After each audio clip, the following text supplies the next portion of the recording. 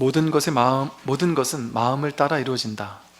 모든 것은 마음을 따라 이루어져요. 사악한 마음으로 말을 하거나 행동을 하면 괴로움은 그 사람을 따라다니고, 반대로 깨끗한 마음으로 말을 하거나 행동을 하면 행복과 보람이 그 사람을 따라다닌다.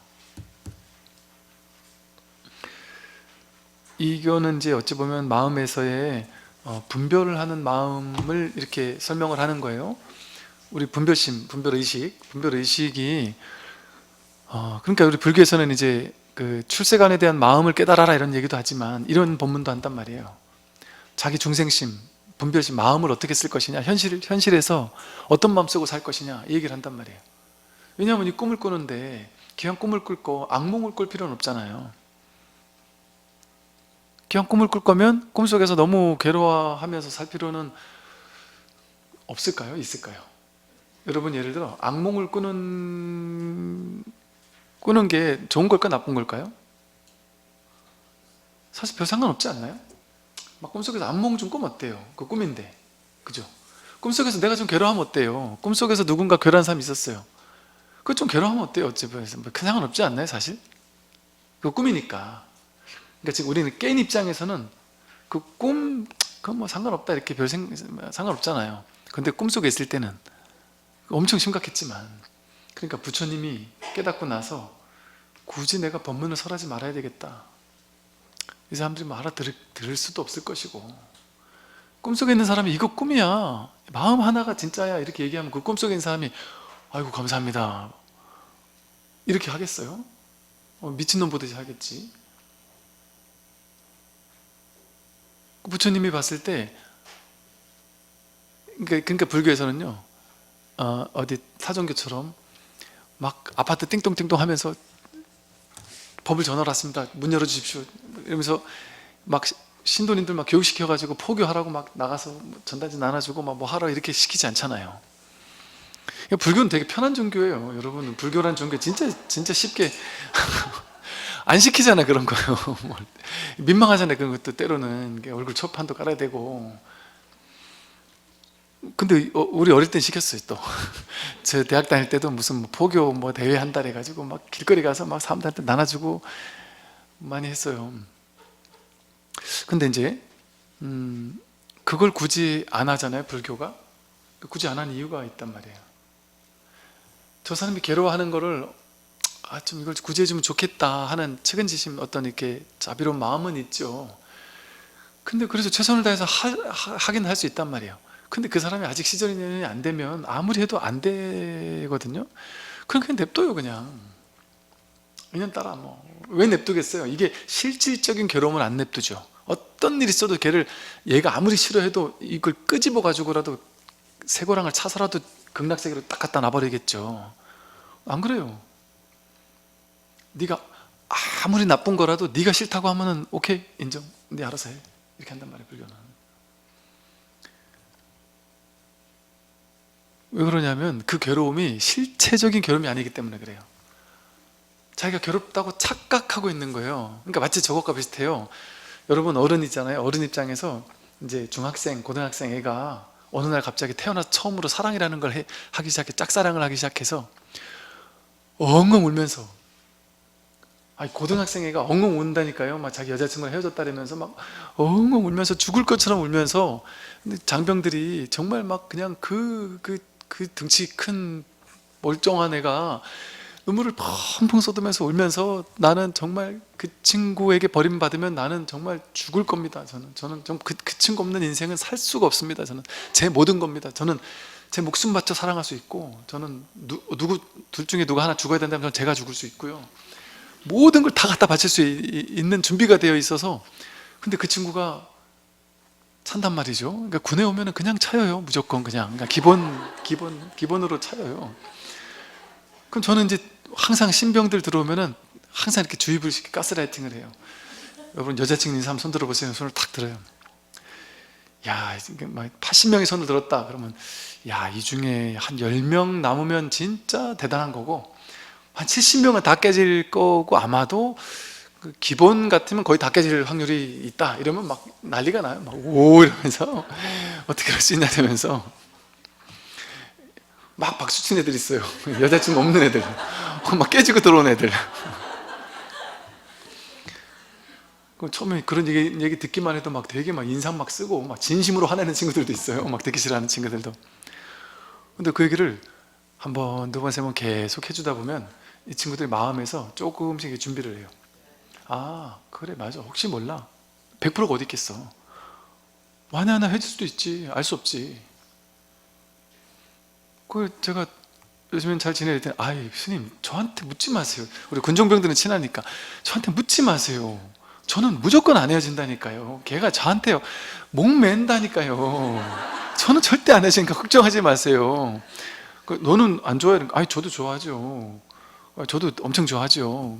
그래서, 근데 넌 뭘 믿고 그렇게 당당해? 알 수 없다? 그렇게 얘기를 하면은 이 친구가 그러는 거예요. 제가 다 조치해 놨습니다. 어떻게 조치를 해놨는데 그랬더니 제가 입대할 때 얘랑 같은 과, 같은 반, 같은 과 내 친구, 얘 친구, 그 친구 걔하고 셋이 같이 왔다는 거예요. 군에 입대하면서 얘한테 잘 부탁해. 얘가 잘 부탁해 이 말은 속으로 얘가 딴 남자 안 만나도록 나 없는 동안 잘 단돌이 해라 이 소리를 한 거죠. 그래가지고 이제 얘가 이제 그 감시도 하면서 이제 의리로 힘들다고 한번 같이 만나주기도 하고 이러면서 이제 큰일 날 일을 한 거죠. 돌아가면서 엉엉엉 울면서 이제 기대서 울다가 괴롭다라면 한 잔 먹어주고 하다가 둘이 바람나는 경우가 많다니까요. 되게 많더라니까요. 꽤 여러 건 저는 만났거든요. 근데 그때의 그때는 젊었을 때 애들에게는 그 우정이라는 것도 엄청 중요하잖아요. 사랑도 중요하지만 이 세상 무너질 일이죠. 세상에 제일 중요한 우정과 사랑이 하루아침에 무너져 버려요. 꼭 이렇게 사랑하던 두 우정과 사랑이 갑자기 증오로 바뀐단 말이에요. 이거 야 그래도 너희들 둘이 사랑해서 다행이다 응원해주마 이러겠습니까? 응원 죽어도 못해요. 뭔 얘기를 하다 이런 얘기까지 하게 됐나 모르겠어요. 그래서요 그 아주 중요한 것이 뭐냐면 이 현실 세계에서는요 현실 세계는 단순해요. 간단해요. 어찌 보면 현실 세계는 마음 내는 대로 그렇게 훈습이 되는 거예요.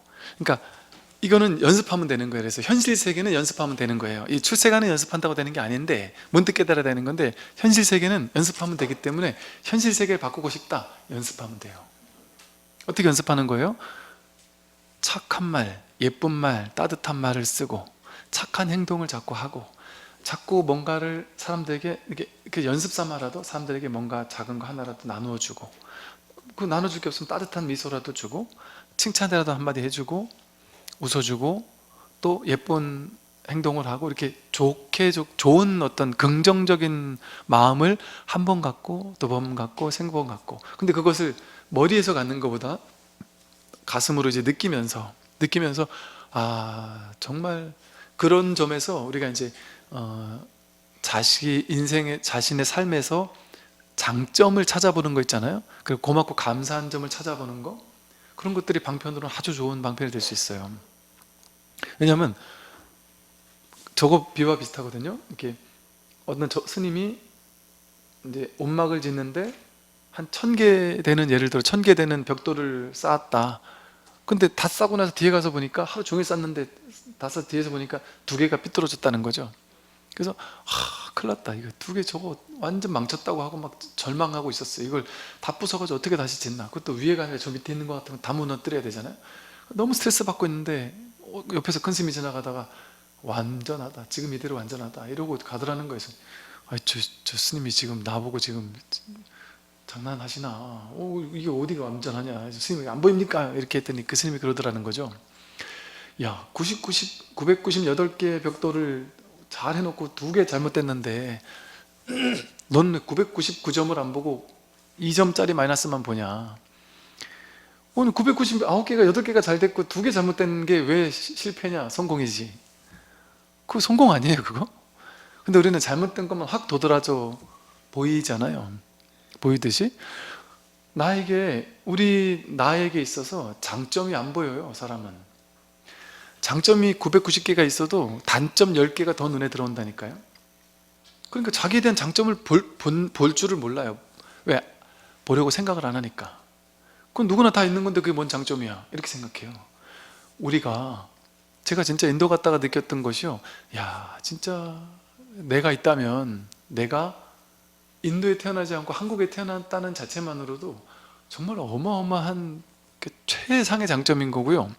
여러분이 옛날에 진짜 원시시대 태어나지 않고 지금 태어난 것만으로도 이건 뭐 상상할 수 없는 장점 아니에요? 이건 뭐 그냥 따지려고 하면은 장점 아닌 게 없어요. 그냥 이렇게 살아있음 자체가 장점이고요. 지금 죽어가는 사람 앞에서는 내가 이렇게 살아있는 게 얼마나 큰 놀라운, 고맙고 감사한 일인 거예요. 그게 전부 다 이 998개 안에 들어가는데 우리는 그걸 안 봐요. 자기의 고맙고 감사한 점. 제가 코가 막혔어요. 제가 오른쪽 코가 자꾸 막혀요. 왼쪽 코는 뚫려 있는 장점이 있는 거 아니에요? 말하자면 어디가 안 좋아요 하면 딴 데는 좋다는 거 아니에요. 아, 저 사람 꼴 보기 싫어요 이러면은 저기 멀쩡하게 눈이 이렇게 장님이 아니란 얘기 아니에요. 엄청난 장점, 엄청난 정말 감동 어린 삶이 너무나도 광활하게 펼쳐져 있는데도 불구하고 우리 분별의 의식 자체가 이것과 똑같은 거예요. 안 좋은 단점 2개만을 도드라지게 확 더 크게 보이는 거예요. 우리 몸에 아무도 그 사람 머리에 흰머리 하나 있는 거 안 보잖아요. 아무도 관심 없잖아요. 근데 아무도 관심 없고 전혀 보이지도 않는데 본인이 돋보기 가지고 어렵게 찾아낸 그 요만한 흰머리 하나 때문에 나는 스트레스 받는 거예요. 갑자기 우울해지는 거예요. 이렇게 덩치 큰 존재가 그 요만한 거 하나로 갑자기 우울해진다니까요. 그럴 필요가 있느냐 말이에요. 그게 다 자기 마음이 하는 일이잖아요. 그러니까 있는 그대로를 안 보니까 내 마음이 만들어낸 과도한 어떤 단점들이라든지 내가 의무부여한 것들, 그런 것이 더 크게 다가오는 거예요. 그러니까 이것만 크게 보이지 나머지 큰 행복들은, 진정한 행복들은 없는 것처럼 보이는 거예요. 내가 거기에 의미부여를 딱 해놨으니까.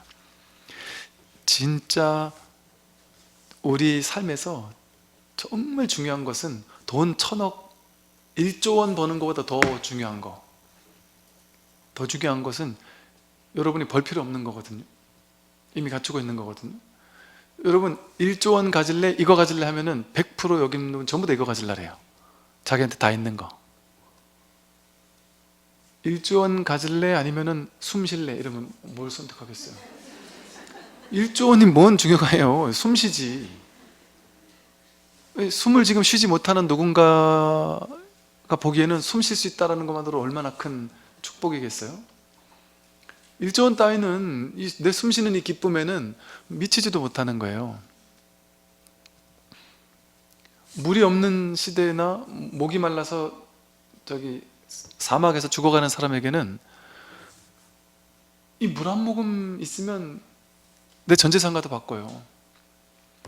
근데 사람이 인연이라는 게 신기해서 스님 그렇게 비유가 이렇게 좀, 스님은 항상 보면 좀 극단적이고 적절하지 않은 비유를 씁니다. 이렇게 얘기를 하는데 그게 살다 보면 알 수 없더라니까요.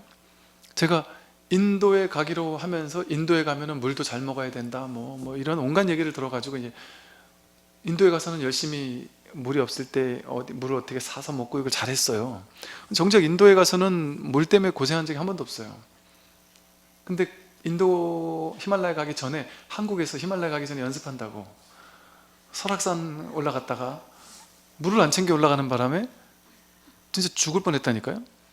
열 몇 시간을 걸어야 되는데 그 한여름에 아무도 없는데 물이 없어도 나는 괜찮겠지. 왜냐하면 한여름 그렇게 뜨거울 때는 안 가봤거든요. 근데다가 그걸 깨닫게 하려고 했는지 제가 산에 입구에서 물 사가지고 올라가야 되는데 입구에서 편의점에 들어가야 되는 그 타임에 전화가 온 거예요. 중요한 전화가. 그러니까 전화 받다가 보면 전화 끊고 나니까 벌써 중턱에 올라와 있는 거예요. 그때는 이미 늦은 거예요. 이제 물 사러 못 가는 거예요. 가지고 뭐 우습게 봤죠. 야 그냥 후다닥 가면 되지. 내 체력 하나는 뭐 타고났는데 뭐 후다닥 가면 되지 하고 후다닥 8시간 9시간을 가면 되지 생각한 거예요.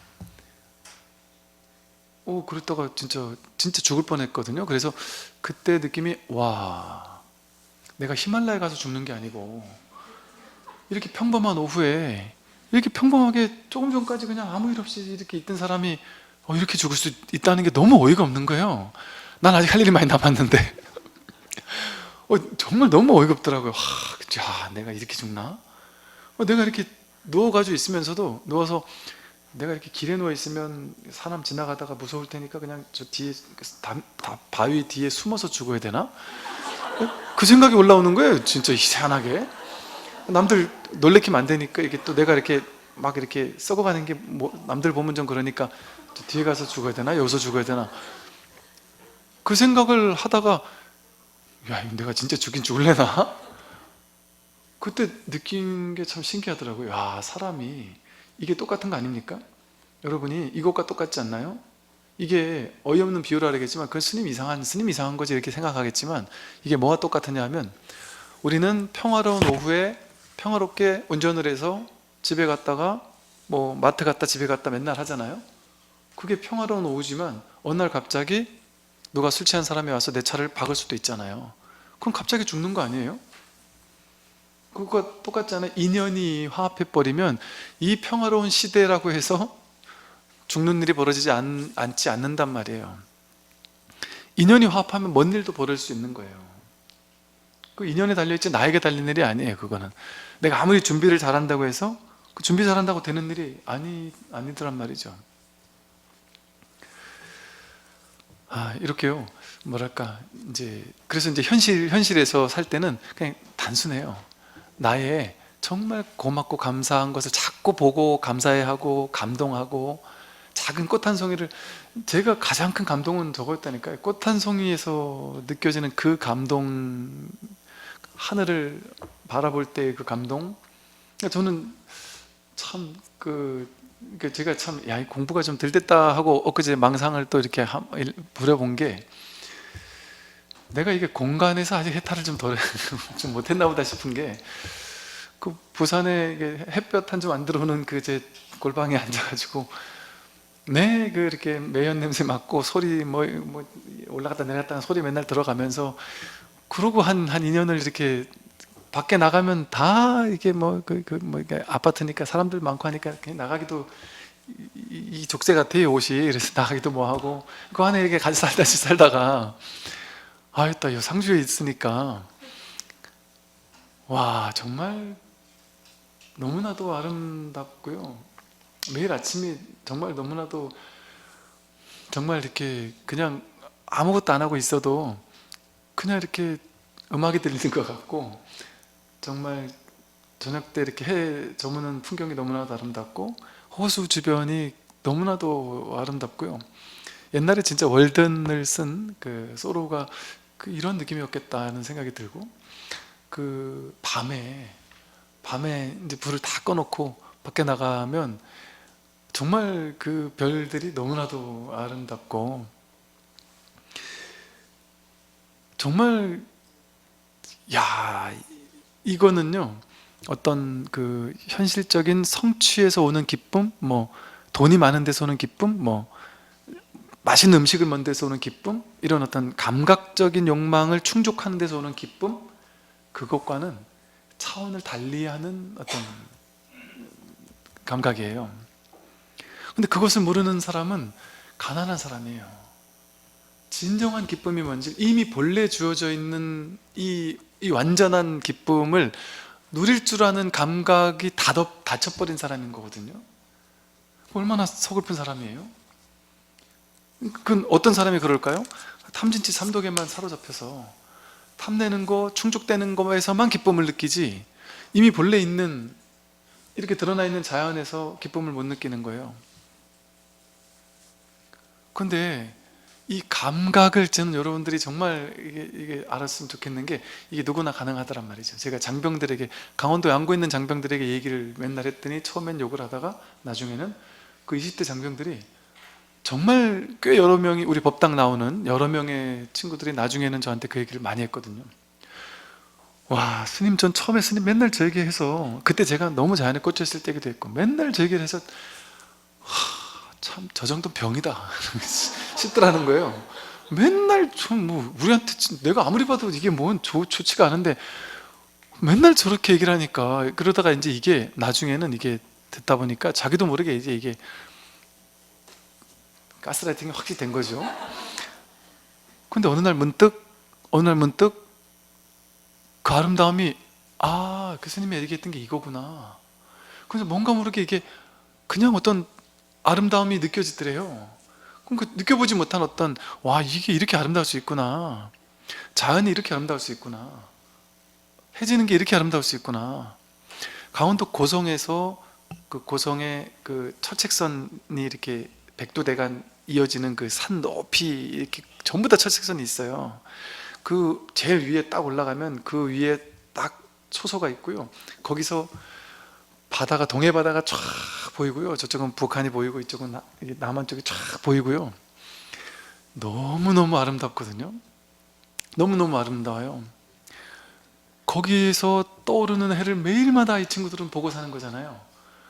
그래서 와, 너희들은 이 아름다운 풍경을 매일매일 볼 수 있다는, 더구나 너희들은 새벽에 근무를 나가야 되니까 보기 싫어도 봐야 되지 않느냐. 와, 정말 미쳤다. 어떻게 이렇게, 남들은 1년에 한 번, 평생에 한두 번 설악산 새벽부터 막 그냥 방 잡고 하룻밤 자고서 올라가가지고 막 5시간 올라가야지만 겨우 만날 수 있는 거를, 그 여운을 가지고 평생 행복한 마음으로 사는데, 너희들은 매일같이 이렇게 할 수 있으니까, 근데다가 올라갔다 내려갔다 하면서 운동도 되고, 와, 참 정말 복도 많다 이렇게 얘기했다가